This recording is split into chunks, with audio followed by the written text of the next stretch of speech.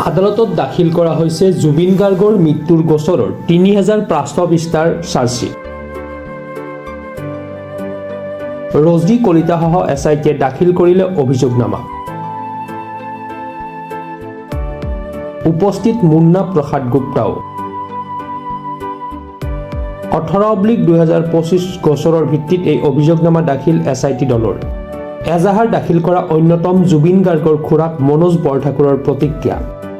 গোটেই অসমৰ মানুহৰ লগতে জুবিনৰ লক্ষ লক্ষ জুবিন অনুৰাগীৰ লগত আমাৰ পৰিয়ালটোৱে একেধৰণে আশাবাদী হৈ আছোঁ আৰু আশাবাদৰ আমাৰ আশা কৰা মতে আমি ভাবিছোঁ যে যিখন চাৰ্জশ্বীট ইতিমধ্যে ৩,৫০০ পৃষ্ঠাৰ ওপৰৰ চাৰ্জশ্বীট দাখিল কৰিছে মহামান্য আদালতত, সেই চাৰ্জশ্বীটত আমি ভাবিছোঁ যে আমি ভবামতে দোষী সাব্যস্ত লোকসকলক উপযুক্ত শাস্তিৰ বিধান দিছে আৰু ইয়াৰ পিছতো অৱশ্যে কেইবাটাও ষ্টেপ আছে। মহামান্য আদালতলৈ এই গোটেই নথি পত্ৰ সহ এইবিলাক যোগান ধৰা হৈছে, সেইবিলাক কোৰ্টে এতিয়া বিচাৰ কৰি চাব আৰু আল্টিমেটলি আমাৰ আশা আছে এই আটাইকেইজন যিকেইজন হৈছে দোষীসকলক কোৰ্টে আদালতে ন্যায় প্ৰদান কৰিব, শাস্তি প্ৰদান কৰিব। নাই, তাত আমি জনামতে দুজন ব্যক্তি এছআইটিৰ ফালৰ পৰা স্পেচিয়েলিষ্ট গৈছে তালৈ আৰু গৈ পেলাই নথি পত্ৰখিনি আদান প্ৰদান হৈছে, সেইটো কথাটো মই জানো, কিন্তু গুপ্তা চাহাব নিজে গৈছেনে সেইটো মই পাহৰিছোঁ। দুজন ব্যক্তি এছআইটিৰ ফালৰ পৰা মেম্বাৰ গৈছে, সেইটো গভৰ্ণমেণ্ট এনাউন্সমেণ্টত ঘোষণাত এইটো আমি গম পাইছোঁ। তথাপিও এই গোটেই প্ৰক্ৰিয়াটো যদি ইনকমপ্লিট আছে কিবা, ইয়াৰ পিছতো পৰৱৰ্তী সময়ত মই ভাবিছোঁ আছাম পুলিচে এইটো ইনভেষ্টিগেশ্যন কৰিব। এটা ছেকেণ্ড ৰাউণ্ডৰ ইনভেষ্টিগেশ্যন ইতিমধ্যে হ'ব বুলি বিভিন্ন সূত্ৰত গম পাইছোঁ, যিটোৱে ইয়াৰ পৰিধিটো আৰু বহল স্তৰত ল'ব।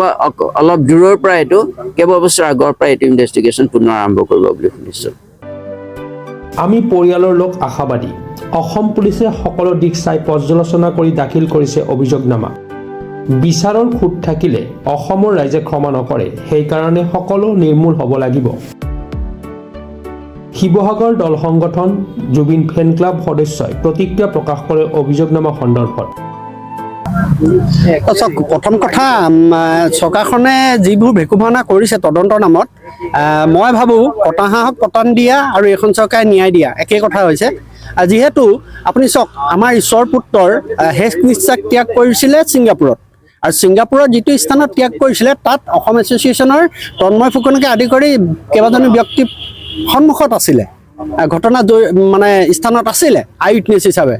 আজিলৈকে আন্তঃৰাষ্ট্ৰীয় আইনৰ অধীনত অসম চৰকাৰে সেই ব্যক্তিকেইজনক সোধপোছৰ বাবে অসমলৈ কিয় আনিব পৰা নাই বা ছিংগাপুৰত গৈ কিয় সোধপোছ কৰা নাই, এক নম্বৰ কথা হ'ল সেইটো।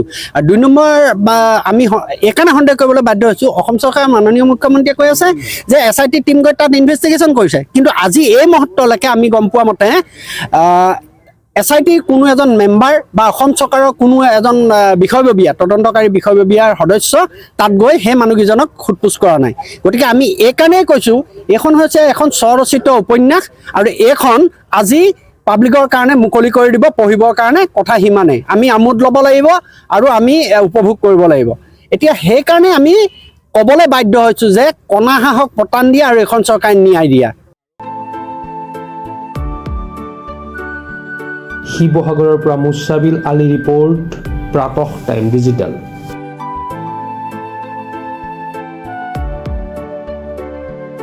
Mobile plus physiotherapy wellness and rehabilitation centre, দক্ষিণ কামৰূপৰ ব্যৱসায়িক প্ৰাণকেন্দ্ৰ বিজয়নগৰৰ লগতে VIP চক আৰু গুৱাহাটী মালিগাঁও পাণ্ডৱনগৰত থকা তিনিওখন ক্লিনিক বৰ্তমান প্ৰায় 20 বছৰৰ অভিজ্ঞতা পুষ্ট তথা এতিয়ালৈকে প্ৰায় 40,000 ৰোগীক সুস্থ কৰি তোলা ডক্টৰ পল্লৱী নাথৰ তত্বাৱধানত চলি আছে। এই ফিজিঅ'থেৰাপি চেণ্টাৰ তিনিটাত বৰ্তমান অভিজ্ঞ ডক্টৰৰ দ্বাৰা যিকোনো জটিল ফিজিঅ'থেৰাপি চিকিৎসাৰ লগতে যিকোনো ৰোগীৰ ঘৰলৈ গৈ চিকিৎসা সেৱাৰ সুব্যৱস্থাও ৰাখিছে। আমাৰ ঠিকনা mobile plus physiotherapy wellness and rehabilitation centre, opposite ওপৰশালী বিজয়নগৰ SBI ব্ৰাঞ্চ।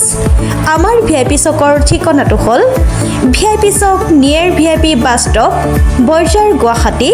আমাৰ মালিগাঁও ঠিকনাটো হ'ল চেলাছ 360 physiotherapy and rehabilitation centre Maligaon Pandavnagar Guwahati 12। আমাৰ যোগাযোগ নম্বৰ হৈছে 8011744696।